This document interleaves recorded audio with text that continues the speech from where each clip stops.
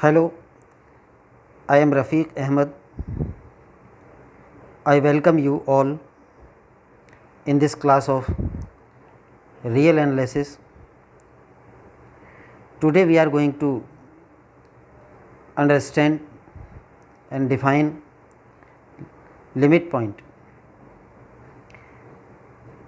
In last videos we have studied real number system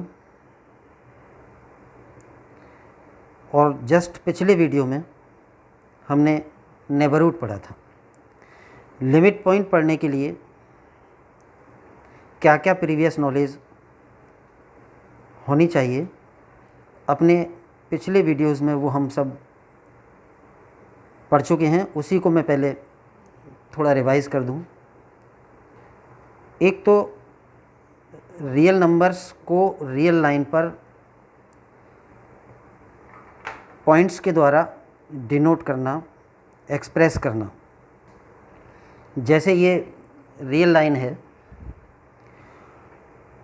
हर वास्तविक संख्या इस रियल नंबर लाइन के यूनिक पॉइंट द्वारा एक्सप्रेस होती है। यानी जितनी वास्तविक संख्याएं होती हैं, जितने आर में एलिमेंट्स होते हैं, उतने ही इस लाइन पर पॉइंट्स होते हैं और एक एक नंबर के लिए इस लाइन पर एक एक पॉइंट होता है। हम किसी आर्बिट्रेरी पॉइंट को 0 द्वारा डिनोट कर देते हैं और उसके बाद पॉजिटिव नंबर्स राइट साइड में और नेगेटिव नंबर्स लेफ़्ट साइड में आ जाते हैं, इस कंडीशन के साथ कि अगर ए बी से छोटा है तो ए लेफ़्ट में आएगा और बी राइट में आएगा। तो इस तरह से सारी वास्तविक संख्याएं इस संख्या रेखा पर व्यक्त होती हैं। एक तो ये हमने पहले डिटेल में पढ़ा था, और दूसरा हमने इंटरवल्स पढ़े थे। जैसे ओपन इंटरवल ए बी का मतलब है कि ए और बी के बीच की सभी वास्तविक संख्याओं का समुच्चय x belongs to r such that a is less than x is less than b।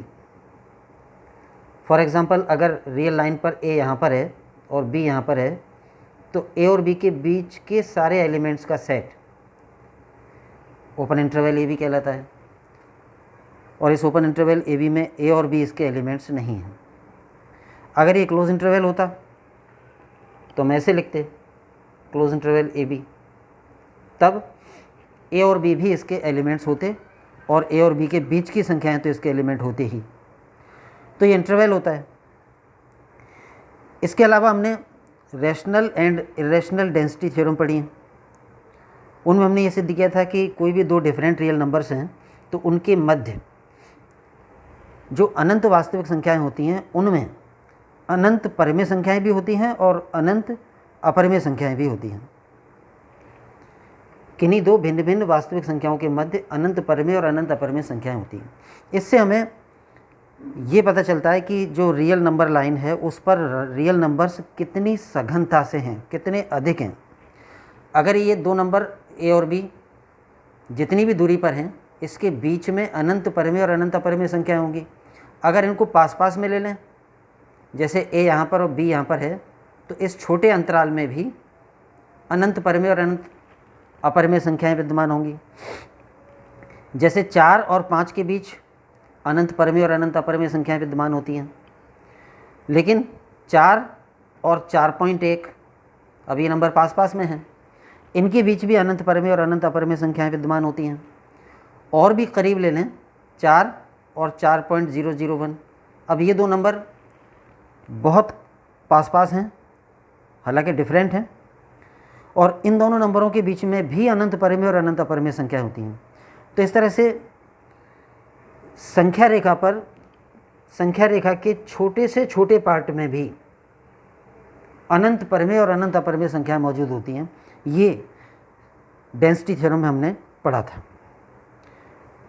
तो रियल नंबर्स का रियल लाइन पर geometrical interpretation,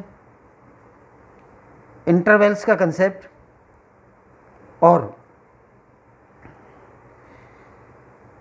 rational and irrational density theorems, ये सब लिमिट पॉइंट का कंसेप्ट समझने के लिए ज़रूरी हैं। और इसके अलावा नेबरहुड का कंसेप्ट जो हमने इससे जस्ट पहले वाले वीडियो में पढ़ा था, वो भी इसमें बहुत ज़रूरी है। नेबरहुड क्या होता है उसको भी थोड़ा सा रिवाइज कर दें। ए कोई रियल नंबर है और एस कोई सेट है। जब हम सेट बोलते हैं यहाँ पर रियल एनालिसिस में, तो वो आर का सबसेट होता है। तो S is a subset of R and a is a real number और ए इज ए पॉइंट। एक पॉजिटिव नंबर डेल्टा कितना भी बड़ा या कितना भी छोटा लें और ए से डेल्टा दूरी कम यानी ए माइनस डेल्टा, और दाईं तरफ ए से डेल्टा दूरी अधिक यानी ए प्लस डेल्टा। तो ए माइनस डेल्टा से ए प्लस डेल्टा तक का जो ये ओपन इंटरवल बनता है, open interval A minus delta to a plus delta, ये ओपन इंटरवल इस पॉइंट ए का एक डेल्टा नेबरहुड कहलाता है या सिंपली नेबरहुड कहलाता है। तो ये ए का प्रतिवेश है। अब इसमें डेल्टा जो है पॉजिटिव नंबर होना चाहिए, कितना भी बड़ा या कितना भी छोटा हो सकता है। जितना बड़ा डेल्टा लेंगे उतना बड़ा प्रतिवेश बनेगा और जितना छोटा डेल्टा लेंगे उतना छोटा प्रतिवेश बनेगा। तो ये ए का प्रतिवेश है। ए खुद इस प्रतिवेश का एलिमेंट है। ये तो ए का प्रतिवेश या सामीप्य या नेबरहुड है ही। इसका कोई भी सुपरसेट, अगर मान लो एस इसका सुपरसेट है तो एस भी ए का प्रतिवेश कहलाता है। लेकिन सामान्यतः हम ये जो डेल्टा नेबरहुड होता है इसी को एज ए नेबरहुड यूज़ करेंगे ज़्यादातर, उसके सुपरसेट को कम ही काम में लेंगे। तो ये नेबरहुड का कंसेप्ट था कि ए के आसपास के अवयवों का समुच्चय, और इसमें एक डिलीटेड नेबरहुड का कंसेप्ट था। तो डिलीटेड नेबरहुड में और नेबरहुड में सिर्फ उस पॉइंट का डिफरेंस होता है। अगर इस पूरे इंटरवल की बात करें तो ये ए का नेबरहुड है, और इसमें से ए को हटा के बात करें तो ये डिलीटेड नेबरहुड है। नेबरहुड को हमने सिंबल दिया था एन डेल्टा ए, और ये open interval A minus delta to a plus delta है। और डिलीटेड नेबरहुड को हमने सिंबल दिया था एन डैश डेल्टा ए, और ये इस open interval A minus delta to a plus delta में से सेट ऑफ सिंगल एलिमेंट ए घटाने के बाद बचा हुआ सेट, जिसको कि हम लिख सकते हैं a minus delta to a, यानी ए के लेफ्ट वाला part union a to a plus delta, यानी ए के राइट वाला पार्ट, अर्थात ए को एक्सक्लूड करते हुए। तो ये ए का नेबरहुड है डेल्टा रेडियस का, और ये ए का डिलीटेड नेबरहुड है डेल्टा रेडियस का। तो नेबरहुड और डिलीटेड नेबरहुड में केवल उस पॉइंट का अंतर है। नेबरहुड में वो पॉइंट भी शामिल होता है और डिलीटेड नेबरहुड में वो पॉइंट शामिल नहीं होता है। तो ये सब बातें जो हम पिछले वीडियोस में पढ़ चुके हैं, इन सब का उपयोग करके अब हम लिमिट पॉइंट डिफाइन करेंगे। तो लिमिट पॉइंट क्या होता है, उस कंसेप्ट को हम इस तरह से समझें। S is a subset of R and A is an element of R। एक वास्तविक संख्या है, यानी A एक बिंदु है, S एक समुच्चय है जिसमें कुछ वास्तविक संख्याएं या सभी वास्तविक संख्याएं होंगी। अगर ऐसा हो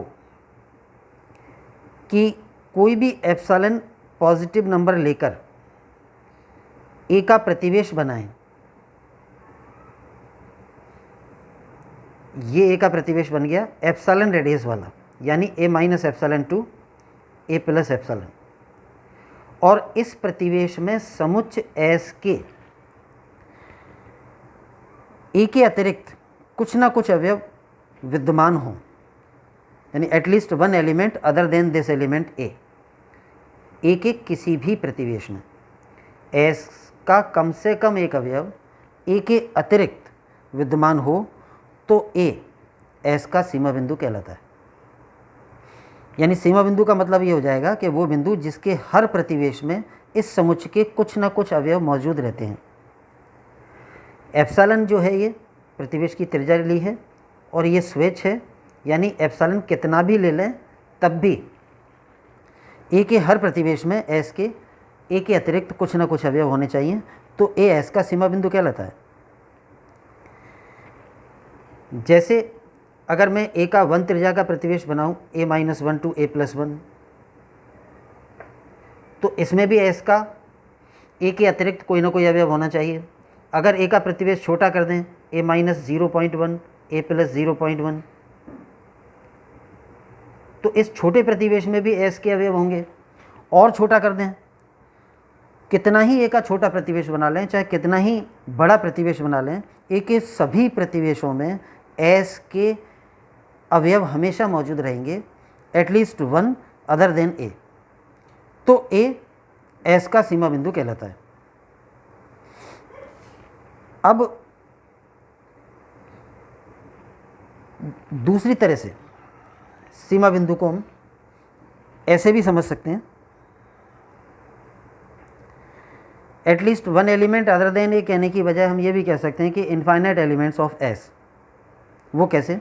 मान लो एटलीस्ट वन एलिमेंट वाली परिभाषा से ए एस का सीमा बिंदु है, तो इसका मतलब यह है कि ए के हर प्रतिवेश में ए के अतिरिक्त एस के कुछ ना कुछ अवयव मौजूद हैं, या कम से कम एक अवयव मौजूद है। अब मान लो हमने ए का ये प्रतिवेश बनाया इतना बड़ा, और ए अगर एस का सीमा बिंदु है, तो परिभाषा अनुसार एस का कोई ना कोई अवयव इसमें होगा, कम से कम एक। मान लो वो एक अवयव यहाँ पर है, तो फिर हम ए का एक छोटा प्रतिवेश बना लें इतनी कम त्रिज्या का कि ये अवयव बाहर रह जाए, तो परिभाषा अनुसार इस छोटे प्रतिवेश में भी एस का कोई ना कोई अवयव होगा, कम से कम एक। वो अवयव मान लो यहाँ पर है। अब ए का और छोटा प्रतिवेश बनाएं जिससे कि ये अवयव भी उस प्रतिवेश से बाहर रह जाए, तो इस छोटे प्रतिवेश में भी एस का कोई ना कोई अवयव अवश्य होगा। इस प्रकार ए के प्रतिवेशों की त्रिज्या कम करते चले जाएं और हर छोटे से छोटे प्रतिवेश में एस के अवयव मौजूद हैं, तो ऑब्वियस है कि जो फर्स्ट हमने प्रतिवेश बनाया था ए का बड़ा वाला, उसमें तो अनंत हो गए, ये सारे अवयव उसमें मौजूद थे। इस तरीके से हम ये बता सकते हैं कि अगर ये सही है कि ए के प्रत्येक प्रतिवेश में एस का कम से कम एक अवयव अदर देन ए विद्यमान है, तो फिर ये भी सही होगा कि ए के प्रत्येक प्रतिवेश में एस के अनंत अवयव विद्यमान हैं। तो इनफाइनाइट एलिमेंट वाली डेफिनेशन ज़्यादा सिंपल है समझने में। तो ये तीनों जो सीमा बिंदु की परिभाषा हैं, उसको हम सिस्टमेटिकली लिखें तो इस तरह से बनेगी।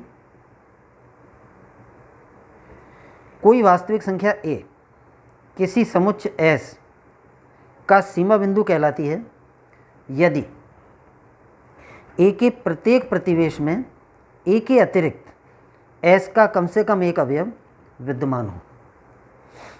अर्थात a के प्रत्येक निष्कासी प्रतिवेश में, अब अदर देन ए कहने की बजाय निष्कासी प्रतिवेश कह दो, तब अदर देन ए कहने की आवश्यकता नहीं होगी।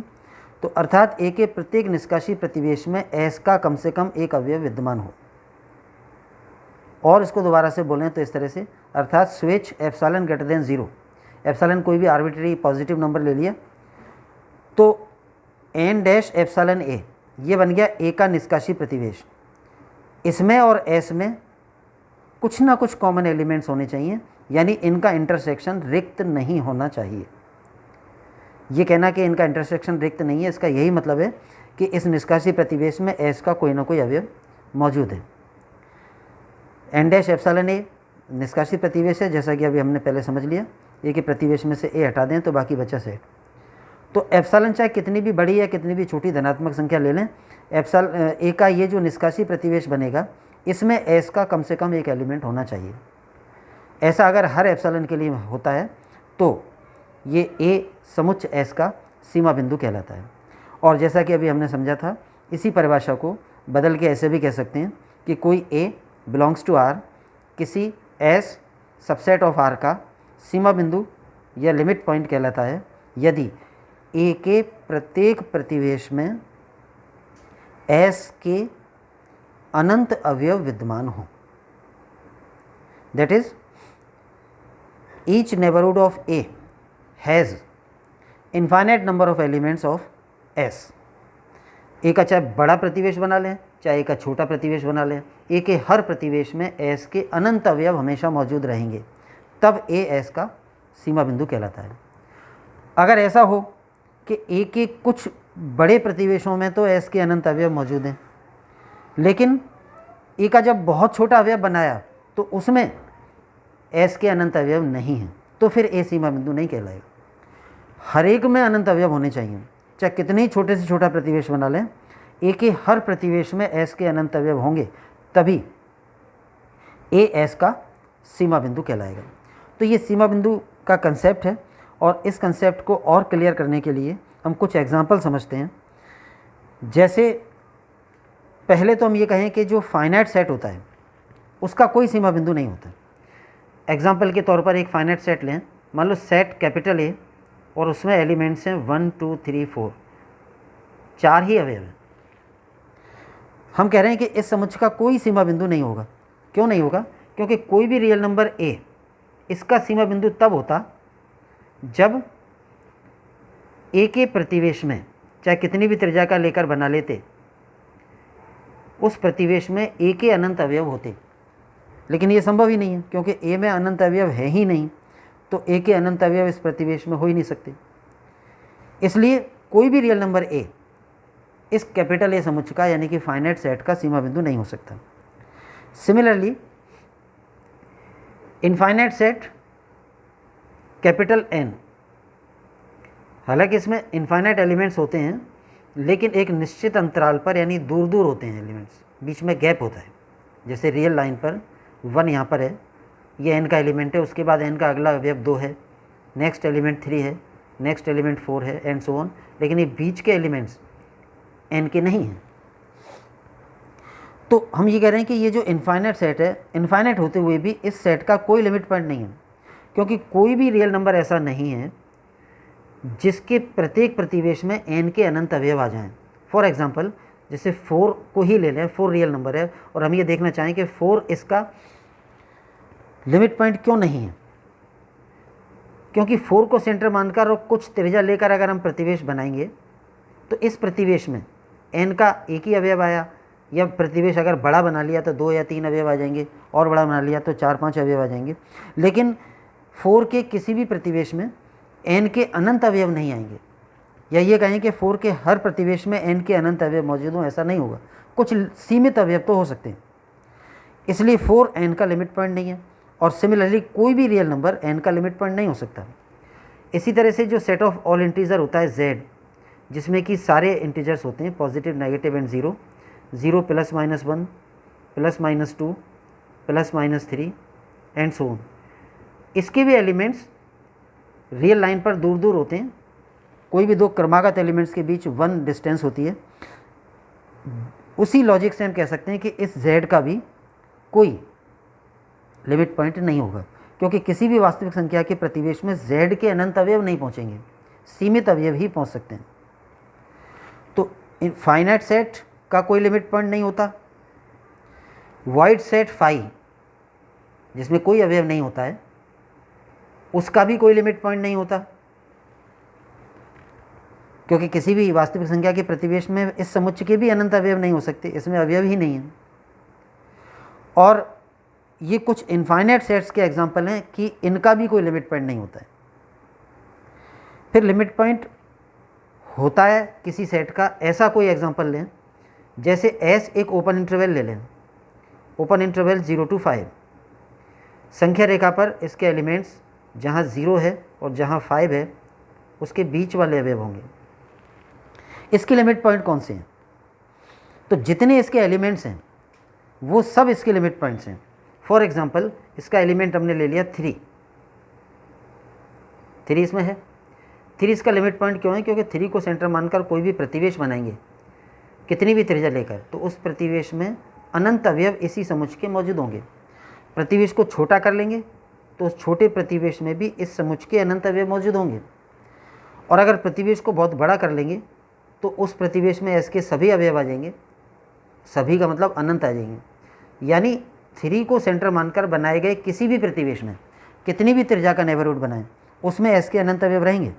तो 3 इस समुच्चय का लिमिट पॉइंट है, और जैसे 3 है वैसे ही इस समुच्चय का हर अवयव, जैसे 4, 4.9, सभी जितने भी इसमें हैं सब इसके लिमिट पॉइंट्स हैं।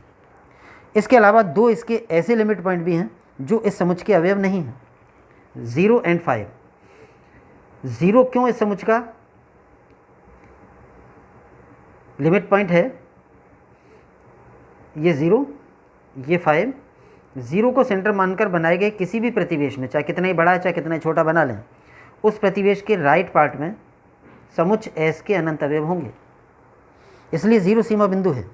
सिमिलरली 5 को सेंटर मानकर बनाए गए किसी भी प्रतिवेश में, उस प्रतिवेश के लेफ्ट पार्ट में समुच्चय S के अनंत अवयव रहेंगे, इसलिए 5 भी लिमिट पॉइंट है। तो 0 और 5 भी इस सेट के लिमिट पॉइंट हैं, हालांकि 0 और 5 इस सेट के एलिमेंट्स नहीं हैं।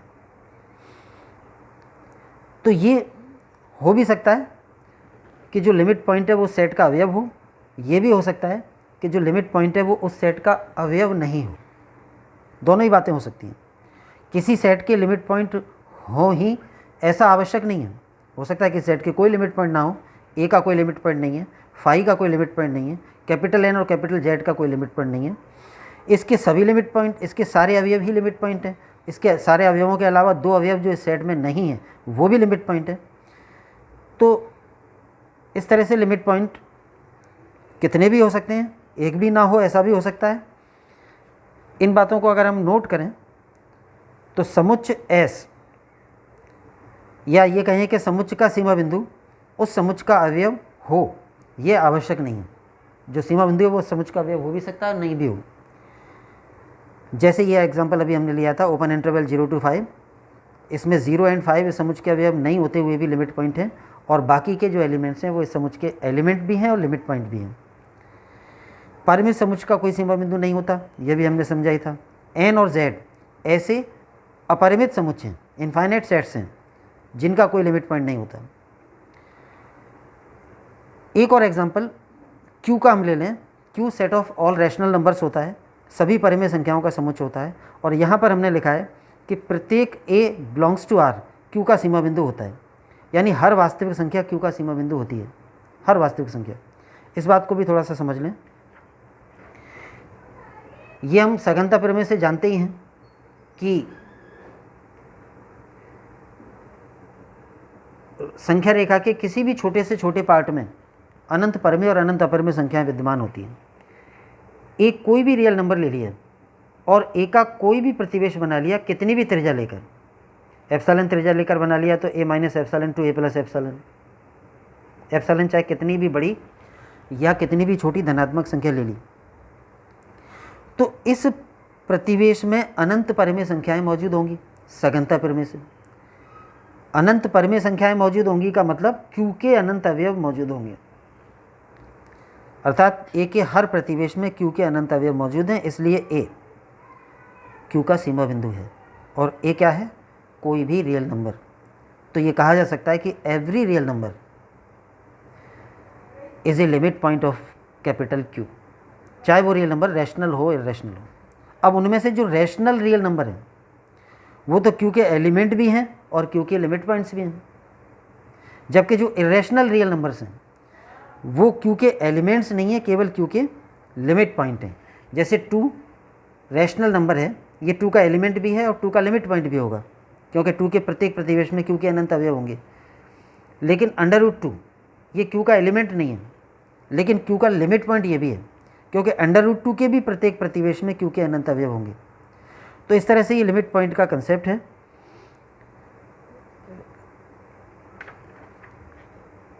इस लिमिट पॉइंट के आधार पर हम नेक्स्ट वीडियो में बाल्ज़ानो-वायस्ट्रास थ्योरम प्रूव करेंगे, जिसमें ये प्रूव किया जाएगा कि every infinitely bounded set has at least 1 limit point. और उसके अलावा हम क्लोज सेट की डेफिनेशन लिमिट पॉइंट के आधार पर पढ़ेंगे नेक्स्ट वीडियोस में। आज के लिए इतना ही। सभी को धन्यवाद। जय हिंद।